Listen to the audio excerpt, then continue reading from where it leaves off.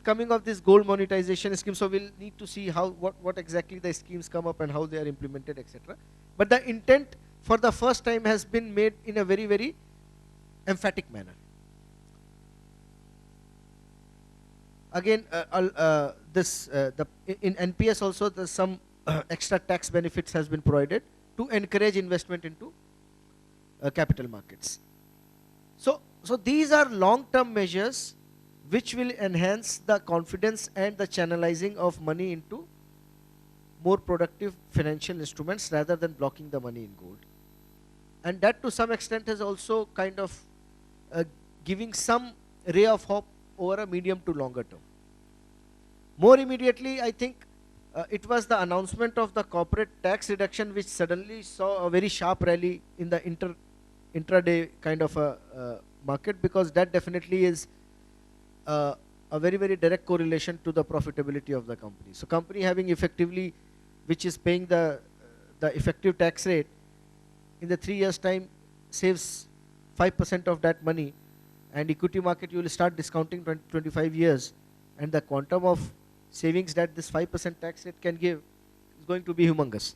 So suddenly very good profitable companies which are at the effective rate of taxation are going to benefit big time, and hence the performance of those companies definitely warranted and uh, justified. But otherwise, there was no big bang reforms to provide impetus to the equity market in the short term, but it is more uh, of confidence of the country's economy growing, being steady, the key reforms on track, and action will be taken, efforts are being made, which has kept the confidence. The second aspect and very important aspect, which I think many of you may not be aware, was there was a lot of expectation before the budget in very very small murmurs and very subdued speculation among the segments of the market of long-term capital gains having a relook. Now that is a key spanner. So supposing currently the long-term equity taxation is zero, as you are all aware. Now if that is made equivalent to a debt taxation, then that becomes a very big spanner, and the markets would have corrected big time. So that was there somewhere in the, that was a big doubt in segment of the market of this aspect, and that not having come acted as a very very positive sign. So no negative is positive actually, and that too when it is a very very big negative which you have in the corner of your mind of coming, and if that is not mentioned and that doesn't materialize, then somehow you breathe a very big sigh of relief, and then things go on. So I think these are the important aspects from a capital market perspective. Just to reiterate, no big bang reforms to provide any impetus to the markets in the short term, but it's more about the continuity, and the corporate taxation obviously was a big driver, I would say. That is a big aspect from a specific sectors and companies point of view.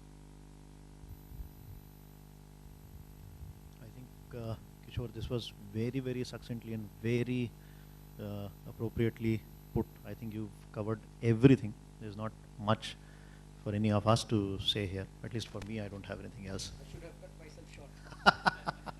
No, no. I think we needed this from you. We have seen while talking about JAM. Only one, kind of good relief which came in FII flow. So we saw that 2014-15 we had about 39 billion dollar flow in terms of FII. So FIIs, another relief was granted. So from a tax perspective, there was there's something called minimum alternate tax. So minimum alternate tax is levied, on a book profit. So if you don't have any taxable income, even if you have a book profit, then you end up paying tax. So a welcome relief was granted to the FIIs, that there was a bone of contention between the revenue authorities and FII, saying that FII don't pay long-term capital gain tax, but they end up paying MAT. So MAT is again 20%. A good relief which has been granted. Having said that, this this relief has been granted only for FII, the investment which comes. Now the question comes, if this is granted to FII investments, then why not to FDI investments? Okay, wherever they, let's say, in a case where FDI investment, there is a there is no tax payable because there is a bilateral treaty by India with any other state, and then whether the FDI investments should be subject to MAT, that question is a hangover. But what happens? It's the other way around. FI is considered to be a hot money, kind of, it comes and go in a secondary market, but in a capital market, but FII goes into the company, which generates capital expansion, gives plant machinery, it gives an employment. So whether doesn't FDI investment deserve also an exemption from MAT? So those are the some of the questions which has now crop up because of this. So this is all in all, nothing much to add. He has rightly covered. From a capital market perspective, it was largely neutral to a good budget. So average should. Just want to add another point. So there were two aspects, I would say. One, non-existence or non-materialization of the negative expectation of long-term capital from a domestic investor perspective. And the GAR delaying by 2 years from a FII perspective was a big confidence booster to FII. And even if it materializes in the future, it is only from prospective.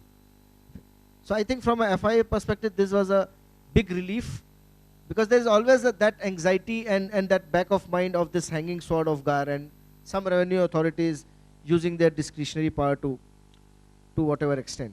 So these two aspects definitely had a very, very confidence boosting effect on the investment community. So another good point is, kind of earlier there used to be two limits for FDI and FPIs, two separate limits. One of the points here, so how does this American endowment fund or insurance company decide allocation? They decide allocation first on a geography, basic, emerging market, developed market, Europe, and then the allocation of money comes in a specific country, and then comes in a product, FDI, FII, blah, blah, blah.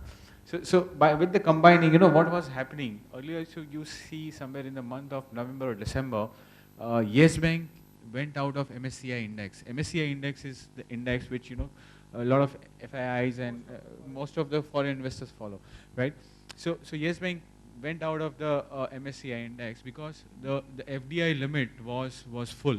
There was no further headroom for FII limit was full for any additional FII investors coming into that, whereas FDI limit was could have been utilized. So this kind of anomalies were kept happening, where one of the limits not get satisfied.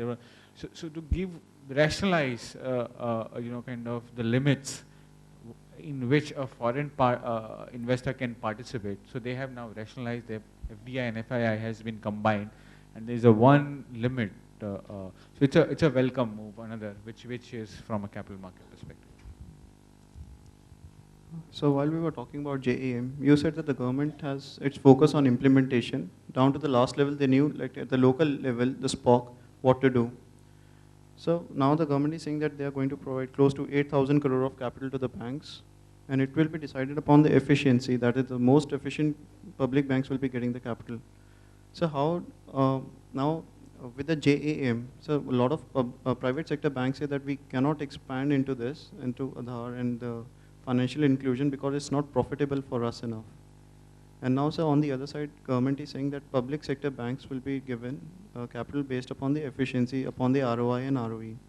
So do you think there's an incentive for public sector banks to go for financial inclusion? Because now we are saying, on one hand, we are saying that you have to go for social inclusion, financial social inclusion, and on the other, we are saying, no, we are also going for ROI and ROE, and based upon that, we'll be granting you the capital. So, that conundrum will stay for some time, because the models on which the banks are working right now, especially on the retail front, it is very difficult to make money purely on the basis of transaction. So if you see the costs that a retail bank or a bank which has to incur for the retail operations today is very different, because more and more banks are now computerizing. There is technology which is being implemented. The cost of the manpower is going up. The connectivity cost, etc., still stays very high. Plus, you have to factor in everything else. It becomes difficult on the basis of only retail for the banks to become profitable.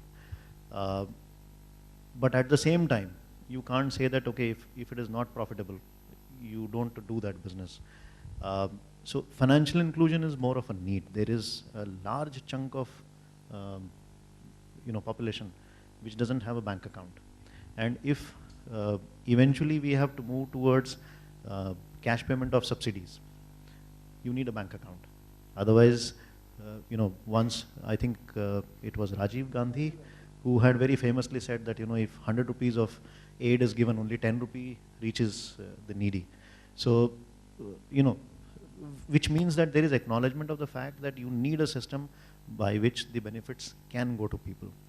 Now, so that is one part of it. The second thing is efficiency has to be driven, because public sector banks otherwise, they are actually a drain on the capital.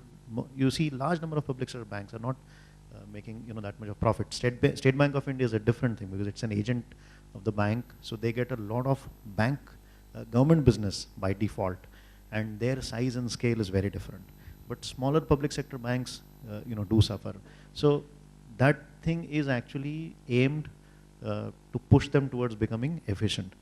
The third thing which is also coming up is the payment banks. And payment banks is an interesting thing. And eventually what will happen is, some of, the bottom of the pyramid, so to speak, will probably move away from the normal retail banking and go into payment banks. Because if you see the number of mobile connections that is there in this country, I think that is a huge base that we have. And if every mobile number is going to become like a bank account where money can be transferred, some of the people can actually move out there. So I think on the whole, if you look at it on a standalone basis, maybe yes, it looks like a paradox that on one hand there is this, and on the other hand you're asking them to do this. But if you look at the picture in its entirety, I think this will eventually lead us to a more rather a better efficient bank system, because we still haven't reached a state where I can charge a customer for having balances with us, unlike the Western world, where even if you keep money, the bank doesn't pay interest, but the bank charges on the balances. We obviously can't be there, but eventually this will lead to efficiencies. That's my belief. I think no banker ever expected this Jan Dhan to be a profitable venture. It's never going to be a profitable venture. It's a more a socio-economic agenda. Socio, obviously, because everyone has to have access to formal and organized banking or financial model. Economic agenda from a more of from a government perspective, where it could have very, very significant change in the way the subsidy regime has been functioning for the past many years. It could change the whole balance sheet of the government. I mean, the extent of the impact is very difficult to visualize at this point of time. Because if the example of 100 rupee and 10 rupee as quoted by late Mr. Rajiv Gandhi is true, then just imagine the kind of money that we are talking about. So 100 rupee if we are investing today, and if this is implemented in properly, where the needy gets the cash directly into their accounts, no leakage, we are talking about 90% reduction. So the impact could be mind-blowing actually. And any game-changing kind of a event initially is very difficult to imagine the magnitude of that. Because as I think Mr. Buffet rightly said, human beings overestimate the short term and underestimate the long term.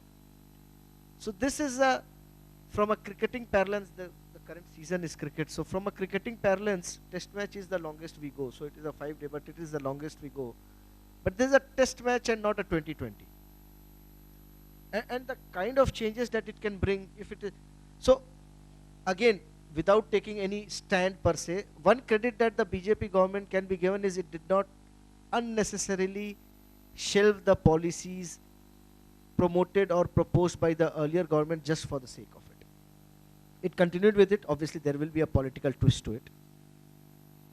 So, but this, the whole visualization of Aadhaar is again one of the, I think, a bigger reform than GST or any other reform the country has ever taken, if it is implemented in the way it was visualized. So the whole finance and economics of the country can undergo a sea change.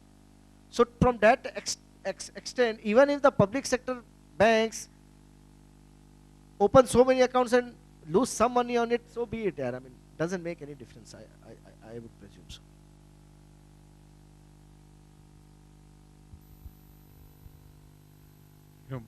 Yes, there is a bone of contention between that. At one side, government is saying that, hey, I want ROE, ROI, and other side they want sort of financial inclusion. So financial inclusion is, in Mindwell, is rightly pointed out, is not a profitable venture at all. The cost of acquiring a customer is too high, and having done that, kind of when about 6 months back, when RBI gave a license to the banks, Mahindra Finance withdrew the application. Why? Because there was an onerous condition of 3 out of every 4 branch has to be in rural area. Okay, so and acquiring a customer is such a huge. They do their math at the back end, and they say that, hey, look, Mr. Government, I don't want to be a part of your condition. I'm happy to be an NBFC, and I'll continue as an NBFC. So that's one. But look at the condition. We have 68 years of independence. Only 40% of the people are banked. So kind of, I had an opportunity to ask a question to Mr. Uday Kotak on a face-to-face, saying that, okay, what as a group, Mr. Kotak, are you looking for apart from banking? So he said, hey, look guys, we are about 38 to 40% out of 100 is bankable. Okay, so there are 60 people who are not yet banked, don't have a bank account. Here is so much in my banking account. I don't need to go to the US to kind of expand my operations of a Kotak Bank. So this is the condition currently, and therefore, being a government, holding a socio-economic agenda, I fully can understand that financial inclusion is the agenda, and therefore financial inclusion, Jan Dhan, and giving a fillip to the microfinance enterprise by way of providing through Mudra. Mudra we have seen, kind of flow that way. Coming on to the why government is asking for ROE and what happened. We see 5 years.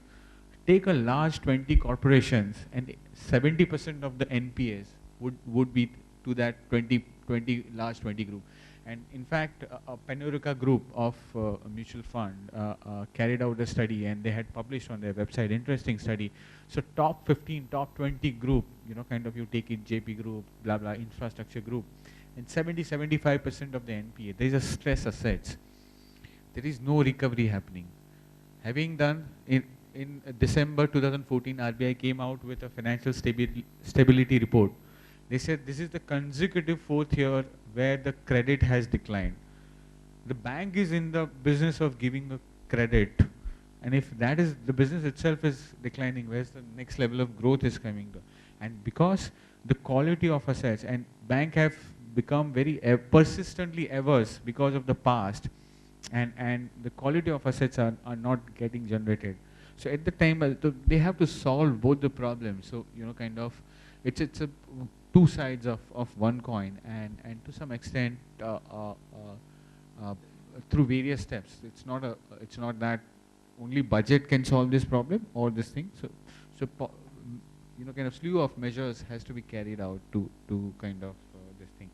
So another was giving a banking license over a period of time to microfinance institutes who has a larger reach to the village and poor could also be one option. And I think Spandana got a banking license. One of the microfinance institute, I don't remember, Bandhan got it. So that way. So these are some of the steps which government are doing and should continue to do. It's not about that each activity will be profitable for the bank. And in this case, obviously, it is very, very well established that it is a social cause. Now, even if we talk about commercial activities, now there are two paradoxes that we see. I mean, my fellow affluent panelists, Dhaval and Tushar, are flocked by all the bankers at the same time, and poor people like me, no banker follows first. So there's a big skew in terms of where the business is and where the focus is. So everyone wants to acquire the same customer, and a set of customer, no one is bothered. Even for a lot of products, I mean, I'm sure most of the people here have a credit card, right? Now, no bank ever makes any money in credit card. Correct me if I'm wrong, Tushar. And see, with so much of subscription base, I mean, millions of card holders for all the big bankers of HDFCs and the likes, because the cost of acquiring a client and the cost of servicing a card is so high, that's totally unprofitable business. There is also a cultural angle to it. Indians are not very used to taking overdraft facility. So how many of us typically only pay the minimum due and roll over the credit? No one. I mean, unless you have very, very dire straits and very, situation specific, no one does that. And that is where the money is made in credit card. And as it is, all the credit cards are free. So how do you make money? And thereafter, they also give rewards. And a lot of them are still aggressive also. So, and that's a pure commercial activity, mind it. It's not a social cause. And still, it's a very, very bleeding business. I mean, I don't know the extent. Tushar might be a better person to make more nitty-gritty comments on that. But even many of the point that I wanted to highlight was, why are we, it's not just about talking about activity which is known to be a very focused for only social cause. Even the many commercial activities are not profit making, and even in the very medium to long term doesn't look to be profit making. So, you bring up an interesting aspect, which is, the recoveries, so to speak. And I think one statement made in the budget is about setting up of a, arbitration route or something by which the NPAs can be settled faster. I think if that, happens, that in itself will take care of a lot of issues, because the current problem is, while the bank have, a charge over the asset, it's impossible to recover. I've seen so many cases where, you go into arbitration and the verdict is passed where the company is supposed to pay. The company comes back and says, I will pay in installments, which, goes into decades. So, you've lost the money. So even if there is an order passed for the company to repay, you can't actually go and repossess the assets. So if that one thing is taken care of, I think the return on equity in itself will go up, because if there is a speedy process of recovery, then that in itself will have a significant impact on the return that banks realize on assets, and that can then take care, as he rightly said, the cost of then setting up accounts under the Jan Dhan Yojana would be, in that case, marginal.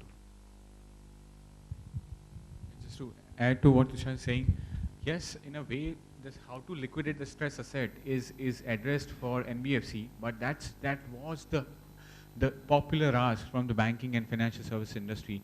Hey, give us a flexibility, because BIFR, those who are, you guys know, and SICA, these are the two acts which is of no use, bullshit. Those are so like this. US, we have a Chapter 11 or insolvency code. So this kind of a code is missing in India, and the banks, what happens? The banks, once it gets into the litigation or they are not able to easily liquidate their assets, and therefore the key is to liquidate the assets, move on and optimize the return on on your assets or the loans. So this has not happened, but some breather was given to the NBFCs who were above 500 crore assets. So they can resort to the SARFAESI Act, and the SARFAESI Act is nothing but if you are in possession of assets for loans which you have given, you can liquidate that assets without court intervention upon after giving, of course, a due notice or after a certain period of time. So this has been extended to NBFC. But however, there was a statement, yes, Finance Minister on the floor of Parliament made a statement saying that